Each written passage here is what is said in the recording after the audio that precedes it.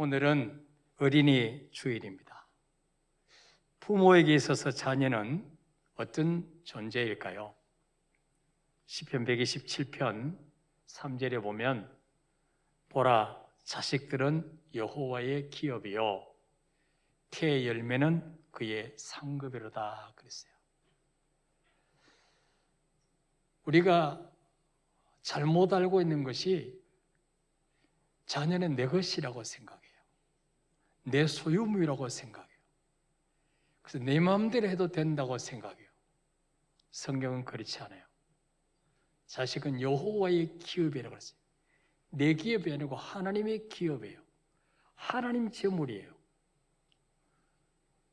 태의 열매는 그의 상급이라. 현대 성경에는 이렇게 번역하고 있어요. 자식은 여호와께서 주시는 선물이요 참된 복이라 그랬어요. 선물은 아무에게나 주는 게 아니에요. 특별히 사랑하는 사람에게만 주는 거예요. 우리가 자녀가 있다는 것은 하나님의 특별한 사랑을 받은 사람이라는 사실을 믿으시기를 바랍니다. 다른 것은 다 돈 주고 살 수 있어도 자식은 돈으로 살 수가 없어요. 무엇으로도 살 수 없어요. 억만금을 줘도 살 수가 없어요. 자식은 하나님이 우리 고달픈 인생길을 살아가는 데 있어서 그 자녀를 통해서 어떤 조그만 기쁨, 또 행복, 어떤 보람을 주시려고 부모에게 주시는 상급이요 선물이라는 것입니다. 하나님으로부터 이 큰 선물을 받은 자는 반드시 해야 될 부모의 사명이 있다는 거예요. 그냥 준 게 아니에요. 사명이 있어요. 그 사명이 무엇인가? 우리 지금까지 그걸 모르고 그냥 살아왔어요. 오늘 본문 창세기 18장 19절 한번 읽어볼까요? 시작. 내가 그로 그 자식과 권속에게 명하여 여호와의 도를 지켜 의와 공도를 행하게 하려고 그를 택하였나니 이는 나 여호와가 아브라함에게 대하여 한 말을 이루려 함이니라. 아멘. 내가 아브라함으로 말미암아 그 자식과 권속에 명하여 여호와의 도를 지켜 의와 공도를 행하게 하려고 아브라함을 택했다. 좀 어려운 말들이 나오죠. 권속, 여호와의 도를 지켜 의, 공도, 이런 좀 금방 이해가 안 되는 이런 단어가 있을 때는 우리는 다른 성경을 찾아봐야 돼요. 현대 성경이나 쉬운 성경이나 바른말 성경이나 세번역이나 이런 여러 버전으로 영어 성경이나 여러 버전으로 본문을 해석한 성경들이 있어요. 제가 여러 성경을 보는 가운데 세번역 성경에 나오는 해석이 우리가 가장 가슴에 와닿게 해석을 한 것 같아서 세번역 성경을 소개하겠습니다. 이 창세기 18장 19절을 세번역은 어떻게 번역했습니까? 시작. 내가 아브라함을 선택한 것은 그가 자식들과 자손을 잘 가르쳐서 나에게 순종하게 하고 옳고 바른 일을 하도록 가르치라는 뜻이어서 한 것이다. 그의 자손이 아브라함에게 배운 대로 하면 나는 아브라함에게 약속한 대로 다 이루어 주겠다. 아멘. 어려운 단어 하나도 없죠? 이해가 쉽게 됩니까? 하나님이 아브라함을 우상 섬기는 아버지 데라의 가정에서 불러내신 것은 단지 아브라함 한 사람만 구원하시려고 불러내신 게 아니라는 거예요. 앞으로 아브라함에게 태어날 그의 자식들과 그의 손자들에게 아브라함이 만났던 하나님, 아브라함이 체험했던 하나님, 그 하나님을 내 자손 대대로 잘 가르쳐서 나만 복받는 게 아니고 내 자손 대대로 하나님의 말씀대로 순종해서 하나님이 예비하신 복을 받게 하시려고 아브라함을 부르셨다는 거예요. 믿습니까, 여러분? 그럼 아브라함만 그러셨을까요? 저와 여러분은 나만 구원하라 부르셨을까요? 아니에요. 똑같은 원리예요. 하나님 저 여러분을 부르신 목적도 똑같은 거예요. 자, 그리고 하나님께서 아브라함에게 이 말씀을 언제 주셨습니까? 언제? 창세기 18장 10절에 한번 보면은 시작. 그가 이르시되 내년 이맘때에 내가 반드시 네게로 돌아오리니 네 아내 사라에게 아들이 있으리라 하시니라. 아멘. 창세기 18장 10절에서는 하나님 아브라함에게 나타나셔서 아브라함아 내년 이맘때 내가 너에게 반드시 찾아오는데 그때는 언제냐? 네 아내 사라가 지금까지 자식은 못 낳았지만 내가 네 아내 사라에게 아들을 줄 거야. 그때 내가 다시 찾아오마. 그리고 19절에 아까 그 말씀 주신 거예요. 그러니까 자식 한 명 없던 아브라함에게 하나님의 기적으로 독자 이삭을 주시기 1년 전에 주신 말씀이 바로 창세기 18장 19절 말씀이라는 거예요. 여기서 하나님께서 우리에게 자녀를 상급으로 주신 이유를 알아야 돼요. 왜 우리에게 자녀를 맡겨주시냐? 상으로 주시냐? 자녀를 이 땅에서 성공시키고 집을 만들고 부모에게만 효도하라고 그런 자녀로 만들려고 하지 않았어요. 하나님을 가르치고 내가 체험한 하나님, 나를 구원한 하나님, 내 삶을 지금까지 함께 하셨던 그 하나님, 그 하나님의 말씀을 잘 가르쳐서 하나님의 말씀대로 잘 순종하도록 내 자녀를 만들어 놓기만 하면 좋은 대학 안 보내도 괜찮아요. 대그룹에 안 보내도 괜찮아요. 하나님만 잘 가르쳐서 하나님 말씀대로만 순종하도록 만들어 놓기만 하면 하나님께서 아브라함에게 약속한 그 약속, 그 축복을 네 자녀에게도 다 주겠다 그렇게 말씀하고 있어요. 예. 아니 그러면 하나님이 아브라함에게 약속하신 것이 뭔데요? 바로 창세기 12장 2절 3절 말씀이죠. 읽어볼까요? 시작. 내가 너로 큰 민족을 이루고 네게 복을 주어 내 이름을 창대하게 하리니 너는 복이 될지라. 너를 축복하는 자에게는 내가 복을 이루고 너를 저주한 자에게는 내가 저주하리니 땅의 모든 족속이 너로 말미암아 복을 얻을 것이라 하신지라. 아멘. 하나님이 아브라함 75세 때 우상 숭배하는 아버지 데라 밑에 있을 때 오셔서 하신 말씀이에요. 아브라함아, 너 여기 살아서는 내가 복을 못 줘. 우상 숭배하니까, 나를 대적하니까 너 여기서 빨리 나와. 내가 지시하는 곳으로 가. 그러면 내가 너로 하여금 큰 민족을 만들어 주마. 아니 지금 자식 한 명도 못 낳는데 민족을 이루게 해주겠다는 거예요. 한 나라를 이루게 해주겠다는 거예요. 아브라함을 통해서. 따라합시다. 대박. 이 대박 아닙니까 여러분? 누가 감히 자식 한 명도 못 낳는 나에게 한 나라를 만들어 주겠다는 거예요. 두 번째는 뭐예요? 네게 복을 주어 네 이름을 창대하게 만들어 주겠다. 지금은 누구도 알아주지 않는 무명의 존재지만 별 볼일 없는 존재지만 앞으로 내가 네 이름을 유명하게 만들어 줄 거예요. 여러분 지금은 아브라함 모르는 사람이 없습니다. 아브라함은 유대인의 조상만 아니에요. 중동 지방 아랍인들의 조상이 아브라함이에요. 이스마엘의 후손들이 그 있잖아요. 네 이름을 유명하게 만들어 주겠다. 그리고 끝에 뭐 너는 복이 될지라. 너는 존재하는 자체가 복이 되게 해주겠다. 너는 살아있는 자체가 복이 되게 해주겠다.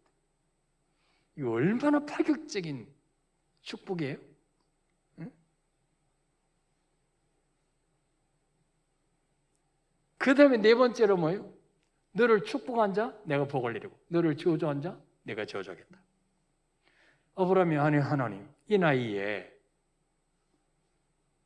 남의 나라에 가면 재산 다 뺏기고 아내마저 뺏기고 나를 죽일 수도 있는데 거기 땅 한 평도 없는데 어떻게 살라고 그럽니까? 두려움이 왔겠죠. 의심이 염려가 왔겠죠. 하나님이 걱정하지 마. 그쪽으로 이민 갔을 때 너를 도와주고 너를 축복한 자는 내가 그 사람에게 복을 주고 너를 해코지하고 머리털 하나도 너를 건드린 사람이 있으면 내가 그놈을 그냥 저주할 거야. 걱정하지 마. 이 말은 뭐예요? 내가 네 인생을 보장해 주겠다는 거예요. 여러분, 한 나라의 대통령이 내가 네 인생을 보장해 주겠다. 사업하는 분에게 그럼 얼마나 든든하겠어요. 근데 하나님이 그렇게 말씀하시는 거예요. 그리고 뭐요? 땅의 모든 족속이 너로 말미암아 복을 얻을 것이라. 이 말은 무슨 말이에요? 모든 사람이 네 덕 보고 살게 해줄게. 네 덕 보고 살게 해줄게. 여러분, 우리가 남의 덕 보고 사는 게 멋진 인생이에요. 다른 사람들이 내 덕 보고 사는 사람이 많으면 좋겠어요. 진짜로? 네. 여러분, 삼성그룹 같은 큰 그룹을 만들어 갖고 수만 명을 내가 먹여 살리는 거예요. 거기서 일하고 월급 받아서 자녀를 공부시키고. 그게 바로 뭡니까? 땅의 모든 족속이 너를 통해서 복을 얻게 하겠다. 여러분 가운데, 여러분 자녀 가운데 이런 복을 받게 되시기를 축복합니다. 이보다 더 완벽한 복이 어디 있습니까? 누가 이런 복을 주겠다고 약속할 수 있으며 지킬 수가 있겠습니까? 하나님만이 이 약속을 할 수가 있는 거예요. 여러분, 자식 잘 되기를 원하지 않는 부모가 누가 있겠습니까? 그러나 어떤 부모도 내 자녀 인생을 책임져 줄 수가 없어요. 그들이 죽을 때까지 내가 그들 곁에 있어준다는 보장도 없고, 그들의 인생을 내가 어떻게 해줄 수가 없어요. 그래서 우리는요, 하나님이 내 자녀 인생을 이끌어 가시고 책임져 주시도록 만들어야 돼요. 하나님이 우리 이 땅을 떠날지라도 주님이 내 자녀를, 이삭이 그랬잖아요. 아브라함이 이 땅을 떠날지라도 하나님이 그 아버지 아브라함 때문에 이삭에게 백배 복을 주시잖아요. 요셉도 그 할아버지 아브라함 때문에 하나님 요셉에게 복을 주시잖아요. 그러니까 우리가 잘 살아야 되는 거예요. 내 당대로 끝나는 게 아니에요. 자손대대로 연결되는 거예요. 예. 자, 우리가 이 땅을 떠난 이후에라도 하나님이 내 자녀를 책임져 주시고 발걸음 닿는 것마다 복 주시고 하는 것마다 잘 되도록 만들면 어떻게 될까요? 우리 자녀들이 하나님을 만나서 하나님 말씀대로 순종하며 살도록 만들어 놓고 가야 돼요. 여기까지는 우리 책임이에요. 우리는 내 자녀는 이미 얻어놓은 영혼이라 그렇게 쉽게 생각합니다. 부모인 내가 예수 믿으니까 당연히 우리 아이들은 예수 믿을 거야 그렇게 생각합니다. 그러나 어릴 때는 따라옵니다. 초등학교 다닐 때 뭐 길게는 중고등학교까지 부모 따라 나와요. 부모 겁내니까 무서우니까. 근데 머리가 더 커지면 엄마가 믿는 종교는 아닌데 강요하지 마세요. 아빠가 믿는 종교는 아닌데 강요하지 마세요. 종교의 자유가 있어요. 싫어요. 그리고 교회 떠나서 세상에 빠지는 자녀들이 얼마나 많습니까? 딴 데 볼 것도 없어요. 우리 성도들 가운데도 보세요. 여러분 자녀 가운데 초등학교 때까지 중고등학교 때 잘났던 아이들이 지금 교회에서 찾아볼 수가 없어요. 왜 그럴까요, 여러분? 그 부모가 자녀의 영혼을 얻지 못해서 그래요. 자녀는 부모가 얻어야 될 한 영혼이에요. 한 영혼. 우리가 불신자 한 영혼을 얻으려면 얼마나 공을 들입니까? 온갖 비 다 맞추죠. 그 사람 전도하려고.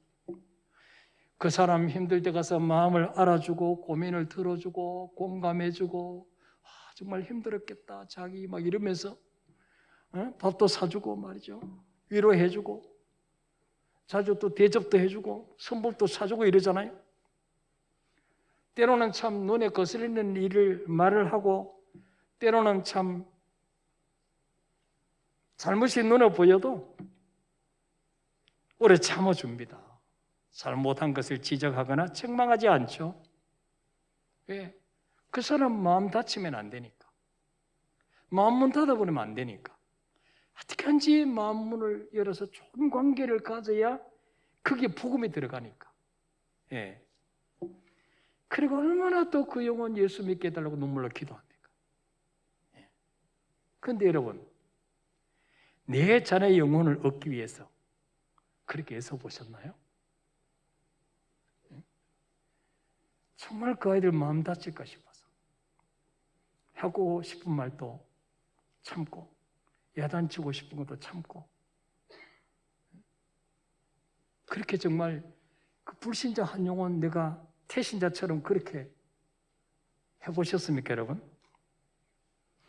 우리 자녀도 내 육신의 자녀로만 보지 말고 하나님께서 나에게 맡기신 한 영혼으로 바라봐야 된다는 거예요. 이미 얻어놓은 영혼이 아니라 자녀는 부모가 얻어야 될 또 한 다른 영혼이라는 거예요. 자녀와 좋은 관계를 가져서 자녀의 마음을 얻고 그 마음밭을 잘 준비해서 부모와 좋은 관계가 될 때 그곳에 하나님의 사랑과 복음을 심고 내가 만난 예수를 이야기하고 네가 왜 예수 믿어야 되는지 왜 교회에 나와야 되는지를 그때서 넣어줘야 된다는 거예요. 부모가 예수를 믿으니까 어릴 때는 그냥 옥박 지르니까 따라 나와요. 그래서 내 자녀의 구원은 따놓은 당상이야. 내 자녀는 이제 구원받아 절대로 지옥 안 가. 착각하지 말라는 거예요. 끝을 봐야 된다는 거예요. 한 집에 사는 내 자녀라도 언제든지 세상에 뺏길 수가 있다는 것입니다. 그러면 우리 자녀들이 하나님을 만나서 스스로 믿음 지키고 이 험한 세상을 헤쳐나갈 수 있을 때까지 마귀와 싸워서 이길 수 있을 때까지 끊임없이 부모의 기도와 돌봄이 필요하다는 거예요. 그러면 우리가 자녀의 영혼을 얻기 위해서 그 자녀의 영혼을 세상에 뺏기지 않으면 어떻게 해야 될까요? 첫째로는 자녀의 마음을 알아줘야 됩니다. 부모는요, 자녀의 장점보다는 부족한 면이 자꾸 보입니다. 그래서 지적할 때가 많아요. 저도 그랬어요, 젊을 때는. 예. 왜냐하면 그 약점을 고쳐주는 것이 부모의 역할이라고 생각하기 때문에. 저 자식 저거 내가 고쳐줘야지 안 그러면 저 밖에 나가서 요거도 먹을 텐데 다른 사람에게 손가락질을 당할 텐데 저렇게 살면 안 되지. 그래서 자꾸 잘못된 것을 약점을 고쳐주려고 합니다. 그러나 자녀 입장에서 생각을 바꿔보면 어떨까요? 분명히 내가 잘못한 거 알아요. 이게 내 약점인지 알아요. 근데 아직 나이가 어리기 때문에 그거를 고칠 의지가 없어요. 여러분, 어른들도 담배 끊기 얼마나 힘듭니까, 여러분? 근데 자녀가 그게 쉽게 바뀌어지겠어요? 근데 나도 분명히 내가 이래서는 안 된다는 걸 아는데 부모가 계속 내가 그 약한 부분 그 일을 할 때만 계속 언급을 하니까 부모가 자기를 공격하는 것처럼 느껴지는 거예요. 우리 부모님은 나를 싫어하는구나. 나를 미워하는구나. 네 안 좋은 것만 눈에 보이는구나. 그렇게 생각해요. 그래서 나는 부모에게 인정도 못 받고 나는 별 볼 일 없는 인간인가 보다. 이 자녀의 자존감은 자꾸 무너지는 거예요. 이 스트레스만 쌓여지는 거예요. 여러분, 지적질을 한다고 약점이 고쳐지는 게 아니라 관계만 나빠지는 거예요. 관계. 자꾸 부모 자식 간의 담만 높아져 가는 거예요. 하나님은요, 그 사람의 약점 뒤에 장점을 숨겨 놓으셨어요. 장점 뒤에 약점을 비밀스럽게 숨겨 놓으셨어요. 100% 다 장점만 있는 사람도 없고 100% 다 약점만 있는 사람이 없어요. 그러면 뭐 신이죠. 예. 그래서 부모는 자네의 약점만 보지 말고 그 약점이 어떤 장점을 동반하고 있는지를 볼 수 있어야 돼요. 그러고서는 어떻게 돼요? 자네의 장점이 보이도록 기도해야 돼요. 그리고 장점이 보일 때 그거를 칭찬을 해주는 거죠. 야, 너에게 이런 장점이 있구나. 너 정말 엄마도 학교 다닐 때 이렇게 못했는데 너 엄마보다 훨씬 나. 너 아빠보다 훨씬 나. 물론 약점은 여전히 있어요. 그러나 조그만 장점을 보고 계속 칭찬해주고 격려해줄 때 자녀의 관계가 점점 좋아지게 되는 거예요. 여러분, 자녀는 하나님만이 주실 수 있는 가장 귀한 선물이에요. 하나님이 어떤 분입니까? 우주 만물의 주인이십니다. 만왕의 왕이십니다. 그분이 주시는 선물인데 허접한 거 주시겠어요? 시시한 거 주시겠어요? 여러분, 대통령의 초청을 받아 청와대 갔는데 종이컵 같은 거 하나 주겠어요? 대통령 체면이 있지. 그래도 하다 못해 그래도 뭐 금 몇 개라도 입힌 거 금장식이라도 하나 주지 않겠어요? 그게 봉황 걸린 거 뭐 대통령 문 아무게 이렇게 찍혀가지고 말이죠. 그런 거라도 안 주겠냔 말이죠. 하나님이 그렇게 시시한 분이 아니에요. 허접한 분이 아니에요.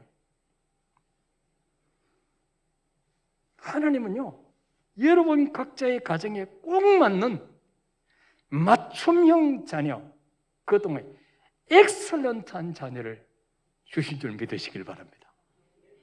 따라서 내 자녀는 맞춤형 자녀, 가장 엑설런트한 자녀다.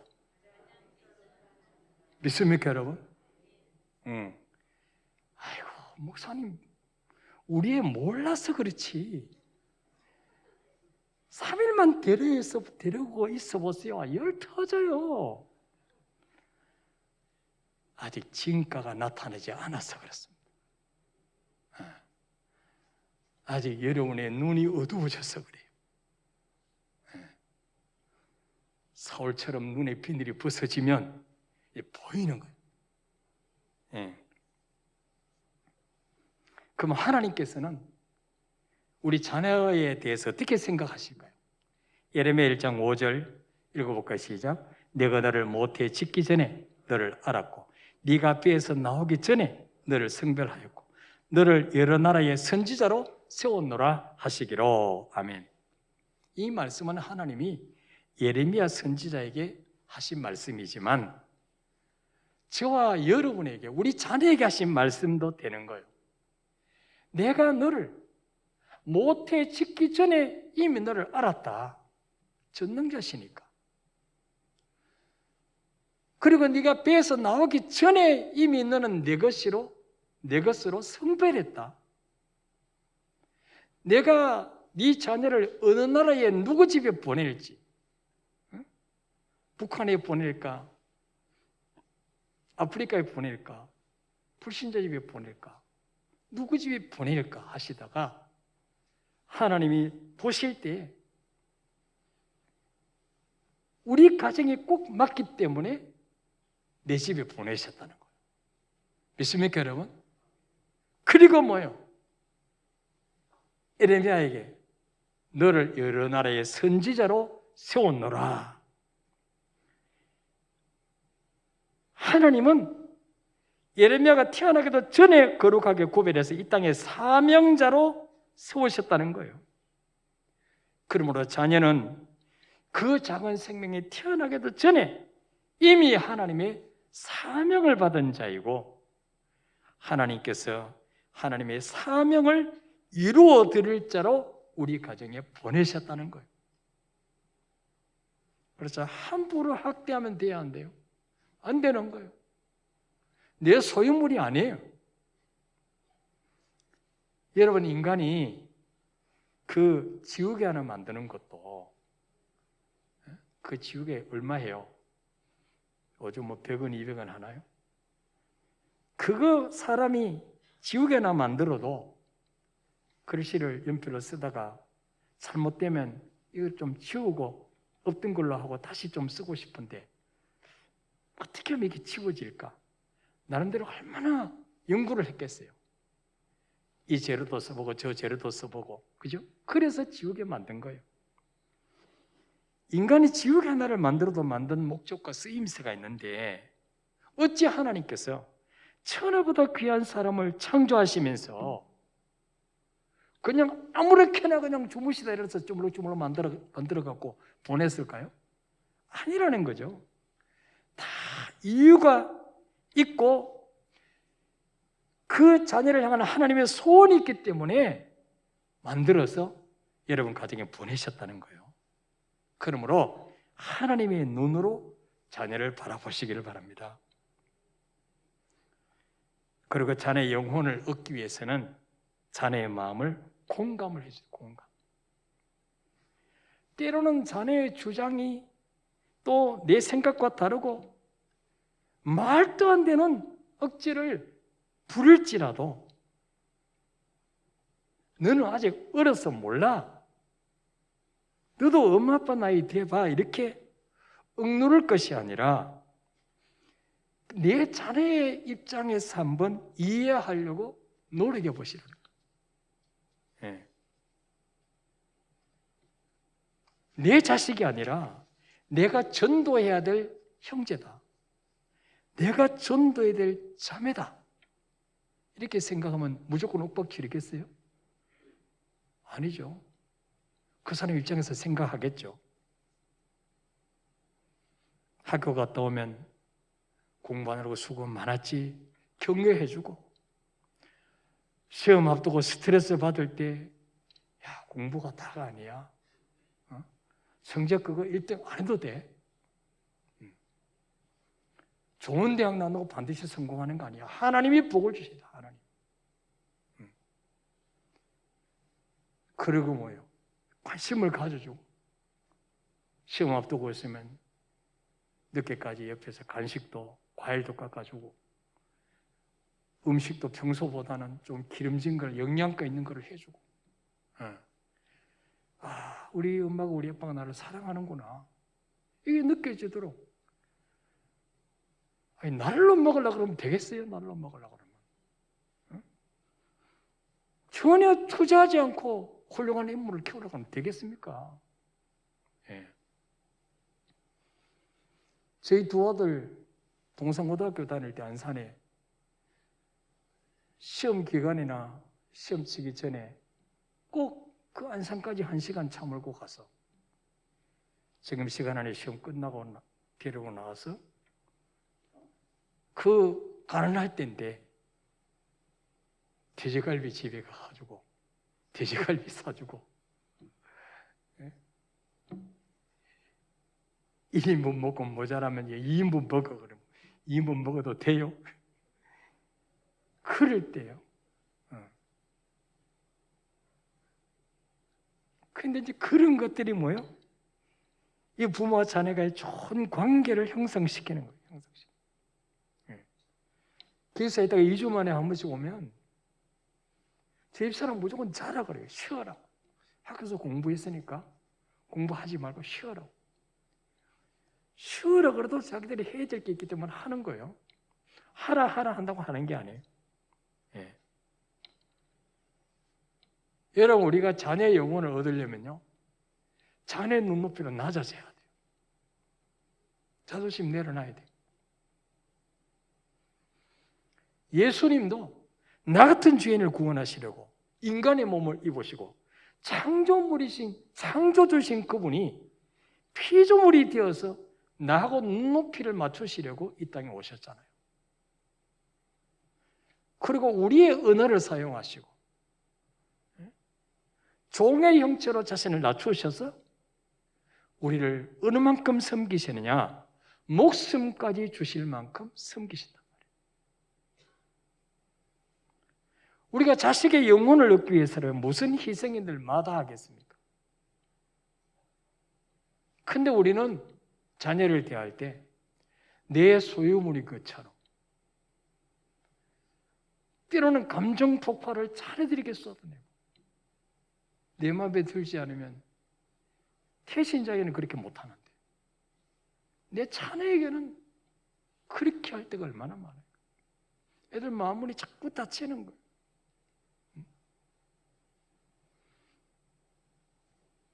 그러니까 우리 부모님은 말로만 나를 사랑하지 진짜 사랑하는 게 아니야. 사랑하면 맨날 약점만 말할 수가 없어. 이 부모가 자녀의 마음을 진심으로 알아줄 때 부모와 자녀 간에 좋은 관계가 형성되고 좋은 관계가 형성될 때 비로소 뭡니까? 영적인 영향력을 미칠 수가 있게 되는 거예요.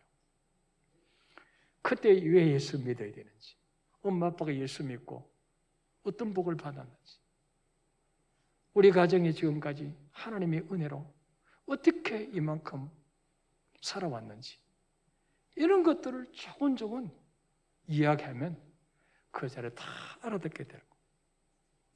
두 번째로 자녀의 영혼을 얻으려면 어떻게 될까요? 부모가 모범을 보여야 돼요. 여러분 가족에게 전도하기가 정말 힘드는 이유는 뭐냐? 모든 사생활이 노출되기 때문에. 모든 사생활이 노출되고 감출 수가 없어요. 숨길 수가 없어요. 우리 아이들이 친구 집에 예수 안 믿는 불신자 친구 집에 놀러 가기도 하고 그러잖아요. 그럴 때 믿지 않는 부모를 모신 아이들 가정과 우리 가정이 무슨 차이가 있는지를 확실하게 볼 수 있어야 돼요. 예수 믿는 가정이나 안 믿는 가정이나 똑같다 그러면 굳이 내가 왜 예수 믿어야 돼? 그러죠. 그럼 어떻게 돼요? 먼저 부부간에 화목해야 돼요. 요즘 자녀들 가운데 나 결혼 안 할 거야. 독신으로 살 거야. 이거는요. 부모의 영향이 굉장히 큽니다. 우리 부모님 보니까 결혼해서 우리 엄마 책상에 고생만 하고 하나도 행복한 건 없고 그냥 차를 혼자 살래. 부모 책임이 큰 거예요. 부부간에 그냥 가정에서 별것 아닌 거 가지고 서로 싸우고 약점을 들춰내고 상처 주고 그냥 말도 안 하고 그러면서 교회 가서는 또 찬송하고 거룩한 척 기도하고 그러면 자네들이 그걸 보면서 뭐라 그래요? 아무래도 우리 부모는 사이비 신자 같아. 가짜 같아. 집에서 모습과 교회에서 모습이 너무 달라. 그러니까 뭐예요? 이게 이중적인 모습이 보이는 거예요. 나는 저런 예수 안 믿어. 자네들에겐 정직하라 그러면서 뭐예요? 자기는 막 거짓말하는 거. 우선 조그만 사소한 문제가 올 때 위기를 벗어나려고 거짓말하고. 돈 빌려준 사람이 전화 오면은 아이가 전화 받으면 엄마 없다 그래 없다 그래. 예. 그 아이들이 거짓말 가르치는 거잖아요. 예. 그거 다 보는 거예요. 문제 없는 가정이 있겠습니까? 근데 가정에 문제가 올 때 기도하며 하나님의 방법으로 해결해 가는지 인간적인 수단 방법 막 머리를 굴러서 해결하려고 하는지를 우리 자녀들이 다 눈여겨보고 있다는 거예요. 예. 물론 우리 자녀들이 자기들이 커서 결혼해도 별 수 없어요. 그렇게 이상적인 부부로 못 살아요. 그렇지만 아직까지 어린 나이는 그래도 우리 부모님이 교회 직분자라면 다른 사람과는 다르게 살기를 바라는 거죠. 기대하는 거죠. 예. 어떤 일이 있어도 주일 성수하려고 애쓰는지, 아니면 조금만 바쁘고 무슨 행사가 있으면 결혼식이다, 뭐 동창회다, 친척 모임이다, 예배를 우습게 여기고 빠지는지 다 보고 있어. 나는 하나님보다 돈을 더 사랑하면서도 자녀들에게는 말씀대로 살려고 하면 아이들이 듣겠습니까? 직분자들 가정의 자녀들이 탈선에서 사고를 치는 경우를 조사해 보면 거의 대부분이 부모의 이중적인 행동과 교회 지도자들끼리 서로 싸우는 것을 보고 교회에서 염증을 느꼈어. 나 이런 예수 안 믿어. 그리고 하나님을 떠나는 자녀들이 얼마나 많은지 몰라. 그래서 여러분, 교회는 절대로 싸우면 안 돼요. 네. 장남들이 자꾸 싸우려고 그러면 목사가 떠나야 되거든요. 저끼리 계속 싸우다가 망하든지 말든지. 네.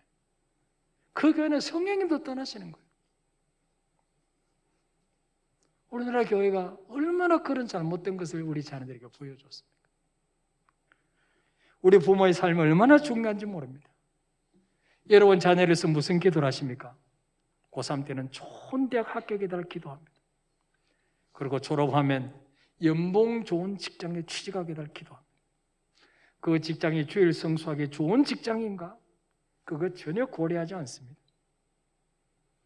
내 자녀가 정말 하나님을 만났는지, 예수님을 내 인생의 주인으로 모시고 주님께서 내 자녀의 인생을 따라다니면서 복 주시고 책임주실 이유가 있는 그런 자녀로 바뀌었는지, 그런 기도는 관심도 없어요. 그냥 우선 먹는 꽃감이 달다고 그냥. 예. 자녀의 미래가 하나님의 손인데도 불구하고 하나님 없이 삶의 그 인생이 얼마나 고달프고 힘들지에 대해서 이미 결과를 다 알고 있잖아, 우리가. 근데도 그 미래에 대해서는 생각지도 안 하고 사는 분들이 참 많은 것 같아요. 누가복음 16장에 나오는 어리석은 부자는 이 땅의 삶이 전부인 줄 알고 날마다 호화로이 즐김에 살았습니다. 그 자녀들은 어떻게 했을까요? 부모들이 맨날 술 먹고 파티하는데 자녀들이 예수 믿었을까요? 똑같이 살았겠죠. 보는 게 그거니까. 부자가 먼저 죽어서 뜨거운 불 속에서 고통당합니다. 눈을 들어 하늘을 보니까 자기 집 대문 앞에서 노숙하던 거지 나사로가 천국에서 아브라함 품에 안겨서 너무 행복하게 있는 거예요. 아버지 아브라함이요, 저 나사로를 보내서 손가락 끝에 물 한 방울 찍어서 내 혀에 좀 떨어뜨려 주십시오.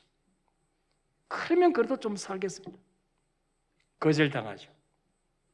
두 번째 기도합니다. 그러면 아버지 아브라함이요, 저 나사로를 내 아버지 집에 보냈어. 그게 아직까지 살아있는 내 형제 5명 있습니다. 거기는 형제들은 제가 생각할 때는 자녀 손자들이에요. 자녀 손자들. 그들에게 가서 저 나사로를 보내서 너희 아버지, 너희 할아버지 지금 지옥에서 고통당하고 있어. 너희 할아버지가, 너희 아버지가 하나님께 사정사정해서 나를 잠깐 천국에서 출장 보내가지고 너희들에게, 너희 아버지는 몰랐어. 지옥에 왔지만 너희들은 절대로 여기 오지 말라고 예수 믿고 구원받으라 하더라. 이것 좀 전하게 좀 보내주십시오 그랬어요. 그것도 거절당했어요. 저 지상에 교회도 있고 목사도 있고 다 있는데 그들에게 복음 듣지 않으면 죽은 자가 살아가도 말 안 들어. 여러분, 평생 하나님 없이 방탕하며 살았던 이 부자도 지옥에 가서는 자식들이 생각나서 후손들 영혼을 위해서 기도했어요. 우리가 믿지 않는 남편, 믿지 않는 자녀, 가족 구원을 위해서 기도하지 않는다면 불신자보다 더 악한 자라는 거예요. 여러분, 집 나간 탕자의 결과가 무엇입니까? 나갈 때는 호기롭게 나갔죠. 아버지 없이도 한번 성공해 보겠다고. 아버지 돌아가시기 전에 돌아올 유산 다 챙겨가지고 외국에 갔지만 다 탕진하고 거짓골이 되었어요. 더 이상 내려갈 데가 없자 죽게 생겼으니까 아버지 집으로 돌아오잖아요. 그것도 아버지의 기도 때문에 돌아온 거예요. 아니면 혼자 거기서 목숨을 끊었을지 몰라 안 그랬어요. 요즘 청년들 고독사가 많다는 거예요. 마귀는 지금도 하나님 없이 네 힘으로 살 수 있다고 우리 자녀를 부추기고 있습니다. 우리 자녀들 하나님과 더 멀어지기 전에 주님 앞에 돌아오도록 기도하시기를 바랍니다. 예수님이 십자가 지시고 골고다로 오르실 때 울며 뒤따르던 여자들을 보시면서 말씀합니다. 나를 위하여 울지 말고 너와 너희 자녀를 위해서 울라. 그렇게 말씀하십니다. 나를 위해서 울지 말고 너와 너희 자녀 위해서 울라. 먹고 사는 것이 너무 바빠서 내 자녀의 영혼이 지금 무엇을 쫓아가고 있는지 신경 쓸 겨를이 없습니다. 여러분 다른 걸 몰라도 불신 가정만은 다 전도하고 주님 앞에 가야만이 주님 앞에 설 수 있지 않겠습니까? 오늘 우리 어린이 주일을 맞이해서 과연 내 자녀들 지금 영혼은 마귀에게 칼갈이 찢어져 가고 있지 않는지 한번 돌아보는 시간 되시기를 축복합니다. 우리 찬양하고 기도하겠습니다. 사망의 그늘에 앉아